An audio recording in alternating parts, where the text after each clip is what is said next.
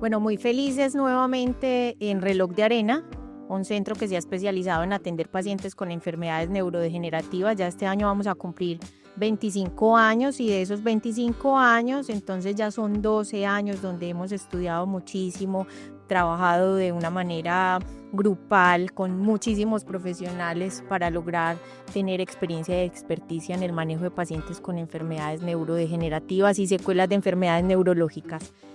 Olguita, bienvenida nuevamente a este canal de YouTube. Olga es la enfermera jefe profesional del Centro Reloj de Arena.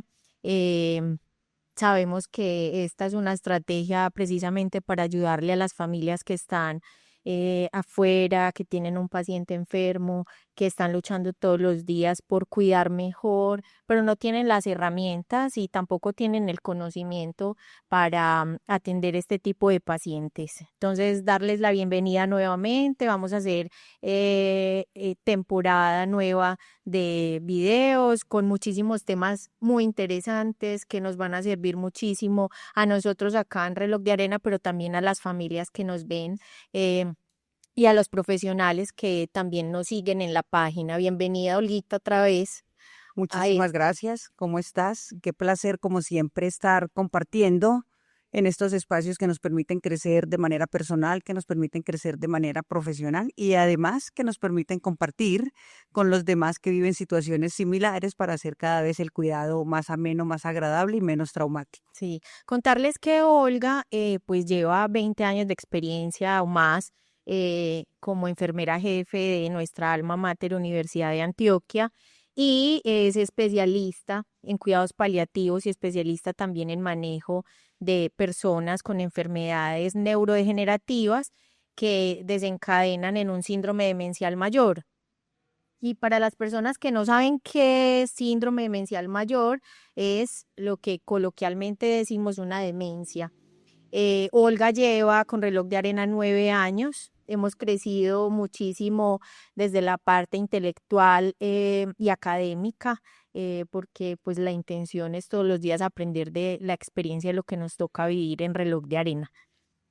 Vamos a hablar de un tema muy importante y es los retos que tenemos para el manejo de los medicamentos y cómo hacer que sea un acto seguro, que logremos que el paciente de verdad esté consumiendo el medicamento justo y bueno, qué más que esta excelente profesional que tenemos en Reloj. Muchísimas gracias por la oportunidad. Es un placer compartir desde las experiencias del día a día cómo no fallar en un acto clínico y para este caso en especial, cómo no fallar en la administración del medicamento en la persona mayor con síndrome demencial.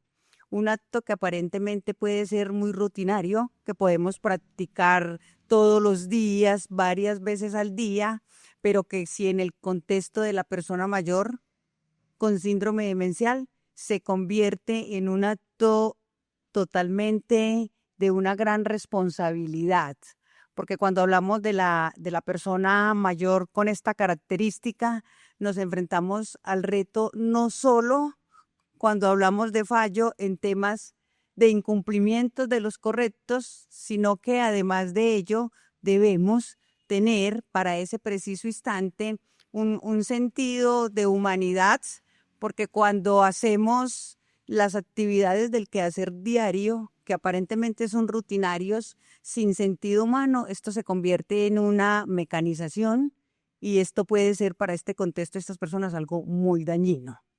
¿Qué ocurre entonces durante el día a día dentro de la institución y en las casas donde tenemos personas con iguales características? El error que imaginamos que es común pudiese ser que dimos una dosis inadecuada, en un horario inadecuado, en una presentación inadecuada, y resulta que aquí el error más común tal vez es que no cuestionemos si ese medicamento aún es necesario en esa persona, si esa fórmula está actualizada. Es decir, el error común es no cuestionar. Cuando dejamos de cuestionarnos en esta población, en el cuidado de ellos, dejamos de cuidar.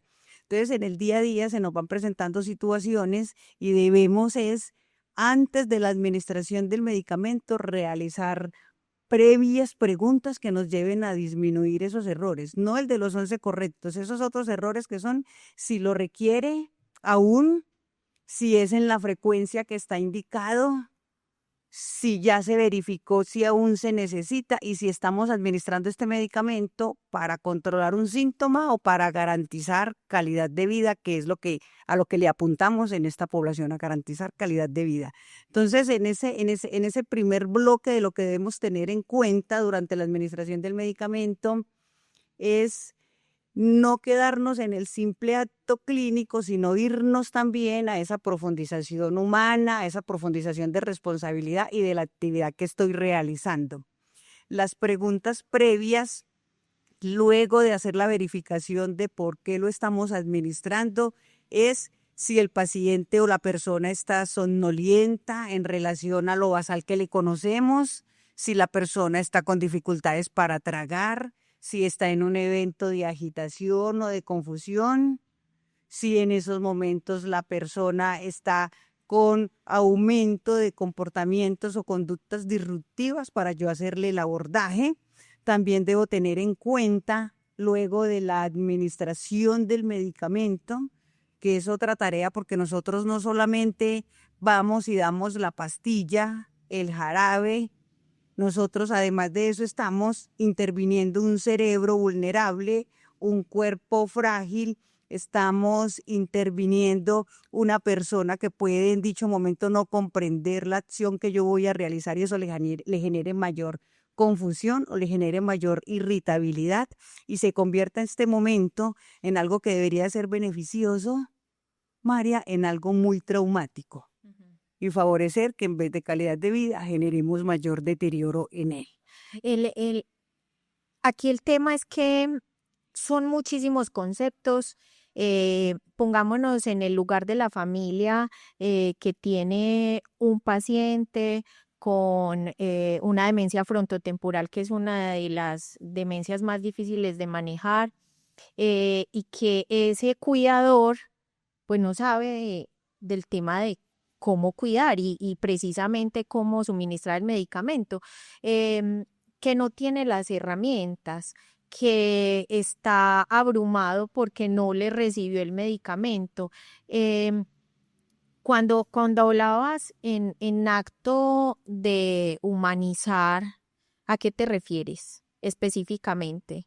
El de tener presente que estas personas no están con esa capacidad actual de comprender la acción que vamos a realizar, entonces permitirnos identificar cómo está en ese momento, tranquilo, irritable, me está comprendiendo la expresión clara y corta que tengo de lo que le voy a realizar, estoy en un espacio, en un ambiente adecuado, estoy verificando si está con calor o si está con frío, si está cómodo donde está, estoy de frente a esa persona, le estoy utilizando un tono cordial y prudente para su condición.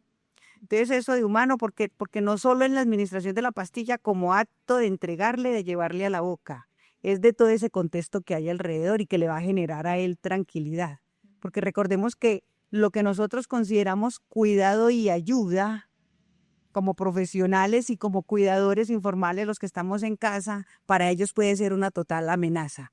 Y su respuesta o la forma de él comunicarse y hacerme devolución va a ser de rechazo, de agresividad, de confusión. Entonces eso aplicaría no solo para el paciente que tiene demencia frontotemporal, sino para todos, porque finalmente, pues la demencia es el resultado de una enfermedad y es precisamente como una confusión. Mostrémosla como cuando no pasaste una buena noche, estás cansado, estás irritable, tu cerebro no te para, pero no identificas, hay una palabra que va a sonar como no tan profesional y es como embotado, como siento la cabeza pesada. Me imagino que así es un paciente con una enfermedad neurodegenerativa y entonces, ¿qué pasa si lo encontramos irritable, con malestar y se nos pasó la hora de la pastilla. Si se nos pasa la hora de la pastilla porque está en uno de estos comportamientos disruptivos o esas conductas que nosotros llamamos que pueden consistir en irritabilidad, inquietud, enojo, agitación psicomotriz, debemos esperar un momento. No es el ideal para administrarle allí porque no va a comprender la razón de la actividad. Debemos esperar un momento y si en ese instante en el que se puede hacer estamos cerca de la hora habitual, en la que lo consume, podemos administrar el medicamento. Si en ese momento más bien nos estamos acercando a la siguiente dosis que debería consumir, más bien administramos esa dosis correspondiente. Nunca damos las dos como para compensar o recuperar la pérdida, no. Daríamos la siguiente. Entonces, la actividad que se debe hacer es dependiendo del horario en el que logre hacerlo o lo recuerde que se lo debo administrar. Si estoy cerca de la habitual, la administro. Y si estoy más bien de la dosis que sigue, me espero para ese momento y la Sí, ofrezco. Olguita, y por ejemplo, pues por la experiencia que hemos tenido con familias que no saben cómo es el manejo de un paciente así, eh, ay, dicen, ay, no, yo no le di el medicamento de las 12 del día porque lo vi muy tranquilo. ¿Qué pasa con esa dosis? Porque los especialistas, los psiquiatras y los neurólogos son muy enfáticos al decir, por favor, sean muy juiciosos a la hora eh, de tener el medicamento. Entonces, por desconocimiento, porque yo sencillamente vi a mi abuelo que estaba muy tranquilito, ¿no? Qué pesar, no le demos la dosis del mediodía. ¿Qué consecuencia tendría con eso? Las consecuencias y lo primero que debemos de tener en cuenta es que son los médicos precisamente los que nos indican cuándo debemos o no suspender un medicamento. No lo debemos hacer de manera arbitraria. Lo mismo que ocurre que no debemos tampoco automedicar, ¿cierto? Para el caso de las dosis que consideramos nosotros que no debemos dar, puede ser un poco delicado porque las personas mayores con esta condición van a estar tranquilas o irritables en relación a la cantidad de ese medicamento circulando en sangre. Estos medicamentos tienen un objetivo y tienen unas vidas media. Esa vida media es la que le da la pauta a los médicos de con qué frecuencia entonces ordenarlo. Si nosotros obviamos una, podemos favorecer que nuestro paciente o nuestra persona mayor caiga en episodios de confusión, de irritabilidad, porque hubo un descenso abrupto del nivel en sangre y lo llevemos entonces a que regrese a esos comportamientos y a esas conductas disruptivas que estamos tratando de evitar para garantizar su calidad de vida. Claro. Eh, Hay algo que nos ha pasado muchísimo y es que llegan las familias muy angustiadas porque el paciente está muy descompensado. eh, en la casa no han sido capaces de suministrar los medicamentos. em, y ese por un lado y por el otro es una sobremedicación. ¿Cómo les enseñamos a la familia el tema de, como decimos, ni tanto que queme al santo, ni tampoco que no lo alumbre, ¿cierto? ¿Cómo llegar a un punto medio? El punto medio lo vamos a lograr en la medida en la que identifiquemos y seamos muy observadores de cómo es el día a día de cada persona mayor con esta característica. Con esa observación y con ese registro alimentaremos a los profesionales competentes en la receta médica para tratar de llegar a esas dosis que nos mantengan esta persona mayor con esta característica despierta pero tranquila, despierta sin sufrimiento, despierta y que pueda disfrutar del contexto de su familia, del espacio donde comparta. De esta forma nosotros logramos favorecer que los tratamientos sean acordes a su necesidad, porque también debemos ser muy oportunos en notificarle a los especialistas si tenemos personas mayores con síndrome demencial, con exceso en la sedación, muy dormidos, o lo que popularmente escuchamos es que lo tengo muy dopado, porque realmente la función o el propósito que tenemos no es doparlos, no es sedarlos, no es llegar allí, sino tenerlos despiertos, permitirles ser ellos, pero tranquilos, sin sufrimiento. Ya. Eso que dices me parece muy interesante y es que estén despiertos, tranquilos y sin sufrimiento. Nos enfrentamos también al hecho de tener un paciente agitado y no saber qué hacer. ¿De qué se trata el tema del rescate y por qué se da? El ideal del rescate es disminuir esos comportamientos y esas conductas disruptivas que generan en ellos angustia, temor, irritabilidad, pero que de una u otra forma también están los médicos llamados a advertirnos en qué momento administrarlo, porque cuando ya está en esta condición difícilmente nos va a recibir y se va a convertir en un acto, en vez de beneficioso, traumático. Y en ocasiones se logra identificar que también estos llamados rescates pueden generar en los cuidadores anticipos o dosis adicionales que los llevan es al otro extremo, que no es el indicado y que es la somnolencia o la sedación. Por eso más bien la invitación o la cultura o lo que se está promoviendo es que hagamos una observación objetiva, reportemos datos oportunos del día a día con momentos específicos, con horas, con duración del evento para que el médico pueda hacer mejor oportunidad en su receta Ya. médica. Sí, bueno, y otro reto que es extremadamente grande, no solo para las familias que nos están viendo, sino para nosotros también aquí al interior, a pesar de que tengamos muchos años de experiencia y la experticia en el manejo de pacientes muy difíciles, Olguita, em, hay momentos en que los medicamentos se tienen que enmascarar, se tienen que camuflar, se tienen que triturar, partir. ¿Uno cómo sabe cuándo hacerlo? Por ejemplo, en mi caso, que no estoy en el área de la salud y no es mi experticia, yo cómo sé qué pastilla la puedo triturar y mezclarla en un jugo, por ejemplo. El día a día, ese es el día a día por la condición de estas personas mayores con esa característica, con esa situación de salud y debemos de ser cuidadosos. No podemos hacerlo de manera arbitraria, debemos estar en comunicación con el médico y con el químico farmacéutico, porque la presentación del medicamento nos da la pauta si se puede o no se puede. ¿Cuál es la limitante que tenemos allí? ¿Por qué depende? Porque al triturar o al partir o al fraccionar, podemos caer en el error de que no sabemos en qué parte del medicamento queda su principio activo y realmente yo no pueda ser tan efectiva en garantizar que sí administré la dosis del medicamento que se corresponde.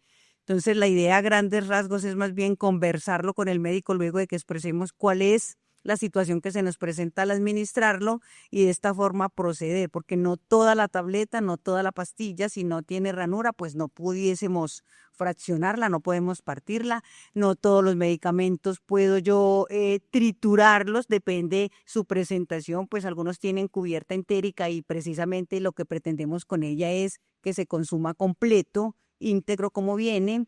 Los orodispersables también la idea es más bien que lleguen a la boca y sea allí donde se disuelva este medicamento. Entonces la propuesta o la invitación es convérselo con el médico, convérselo con su químico de la EPS y que sean ellos quienes nos vayan dando la pauta. Cuando nos pasa en casa o en instituciones como la nuestra, lo que intentamos luego de la conversa es buscar entonces cuál es esa forma que se adapte a esa condición de la persona y también con qué sí lo puedo mezclar y con qué no debo mezclarlo. Para efectos prácticos y seguros, lo hemos hecho con el yogur, con la compota, con el postre, de tal forma que logremos llegar a la meta, que es la administración. Claro, pero entonces el tema es que no le podemos poner, por ejemplo, Olguita, a un postre, una torta bien rica, una pastilla enorme metida en la cucharada, porque entonces el adulto, como no es consciente, va a masticar y pues nos va a botar la pastilla, ¿cierto? Em, Pensaría que, bueno, eso es un tema extremadamente amplio para poder aprender, pero entonces la recomendación es, decirle al especialista, no me está recibiendo los medicamentos y preguntarle si lo puedo triturar específicamente ese medicamento y mezclárselo en el yogur. En el yogur, y si también hay la posibilidad de que cambie la presentación porque dispongamos en el mercado de otra presentación, pues hacer la forma y lo posible de que esto ocurra. Además de que hay que dejar claridad de que esta mezcla no se hace en toda la porción que tenga disponible para consumo, porque muchas generan un sabor amargo, entonces debemos de ser muy prudentes en qué cantidad es que lo vamos a camuflar, porque en vez de beneficio generaríamos incomodidad, irritabilidad y confusión en esa persona. Claro. Aquí me estás haciendo acordar, yo tengo una abuela que es muy cuidadosa con los medicamentos, ella mentalmente está muy bien, pero tiene una práctica y es que tienen unas cajitas con unos compartimentos y los medicamentos se los organizan en los compartimentos y se los sacan del blister. ¿Eso está bien o está mal? La idea de organizarlos para favorecer su administración y garantizar su calidad de vida está bien. Lo que no está bien es retirarlo del blister, porque el blister es esa barrera protectora que me permite que el medicamento se mantenga en las condiciones y con las características que el fabricante nos está recomendando para garantizar entonces ese beneficio en nuestro cuerpo. Entonces, retirarlo del blister favorece contaminación, que pierda propiedades y finalmente que no se logre el objetivo en esa persona. Ya, bueno, entonces lo primero que voy a hacer, Olguita, es llamar ahorita cuando terminemos y decirle a la abuela, nunca más, por favor, las pastillas las retira del blister. El blister. Son cosas muy sencillas, pero como no lo sabemos, pensamos que lo estamos haciendo bien, ¿cierto? Que es lo adecuado. Y no solo para el adulto mayor, para nosotros. Me imagino que pasa igual con las vitaminas, con los suplementos que consumimos. Bueno, es entonces un punto a favor de que lo estamos haciendo muy bien en Reloj de Arena. Importante, por ejemplo, Olguita, cuando la familia en casa, con el problema que tenemos hoy con las EPS que no entregan el medicamento, que se demora, que no está en la presentación adecuada. ¿Qué pasa en el caso de que el adulto se quedó una semana sin los medicamentos que les mandó el psiquiatra y el neurólogo? ¿Qué pasaría ahí? ¿Y qué puede hacer la familia? ¿Los tendría que comprar, tener una reserva? ¿Cómo funciona eso? El ideal es que esta persona mayor con esta condición reciba los medicamentos como está indicado. Nos encontraremos con situaciones como las que mencionas, triste y lamentable. En algunos momentos se requiere que la familia haga la gestión, incluso que llegue a comprarlos, porque en esa medida en que hagamos el retiro por desabastecido, por no entrega, el riesgo que tenemos es que eso que ya venía controlado de alguna manera, como su comportamiento y su conducta, recaiga nuevamente y nos encontremos que se irrita con mayor facilidad, que no duerme, que disminuye el apetito, que se cae con mayor frecuencia, que hay llanto repetitivo. Todo esto se va a alterar en la medida en la que yo suspenda el medicamento si no ha sido por orden médica. ¿Cierto? Entonces, lo que promovemos y la cultura que tenemos es insistir, hacer el trámite que se corresponda, pedir la asesoría necesaria, hacerle saber al médico tratante y a la EPS la condición en la que está y las complicaciones que pudiésemos tener por la ausencia de los mismos. Porque el ideal es que los mantenga hasta la indicación médica. Claro, además porque me imagino, y es así, lo hemos visto, que se es muy juicioso con el medicamento, el paciente está muy compensado, llegamos como a esa meseta en el que vemos que el adulto está tranquilo, se puede disfrutar de él, hace sus actividades. Y por el no tener el medicamento, vemos la picada, la bajada, el declive de los cambios.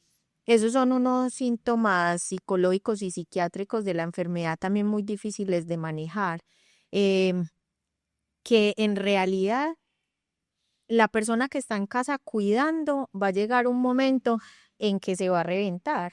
Psicológicamente también se va a agotar porque no es sencillo cuidar el paciente 24/7 y menos cuando no tengo el medicamento y que voy a la EPS, hago la fila y no me lo entregan porque no hay.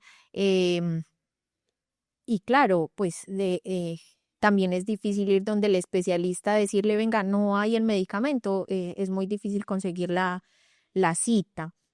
Entonces, son retos que en definitiva nos enfrentamos Estamos todos, expuestos. pero qué bueno que lo conversamos, Olguita, para que las personas que nos están viendo en casa prevean esto, prevean el momento en que por algún motivo se le acabe un medicamento, como qué hacer.